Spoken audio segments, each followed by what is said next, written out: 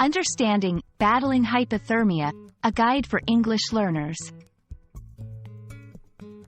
Hello, everyone. Today, we're diving into a very important and somewhat medical topic: battling hypothermia. This phrase might sound complex, but don't worry, we're going to break it down together. Understanding such phrases is not just about expanding your vocabulary but also about grasping the context in which they are used. So, let's get started and unravel the meaning of battling hypothermia. Hypothermia is a medical condition that occurs when your body loses heat faster than it can produce heat, causing a dangerously low body temperature. Battling, in this context, means struggling or fighting against something. So, when someone is battling hypothermia, they are fighting to overcome this condition and trying to raise their body temperature back to a normal level. Hypothermia can be caused by exposure to cold weather or cold water. It's important to recognize the symptoms, which include shivering, slow speech, confusion, fatigue, and drowsiness.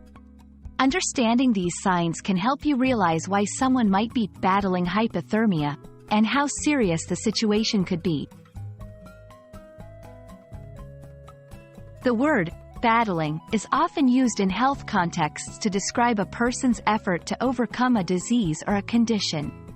It suggests a fight for survival and emphasizes the seriousness of the individual's situation. This choice of word helps convey the urgency and the effort required to deal with hypothermia. Preventing hypothermia is key and involves wearing appropriate clothing, staying dry, and keeping warm in cold conditions. Treatment involves gradual warming, consuming warm fluids, and, in severe cases, medical intervention.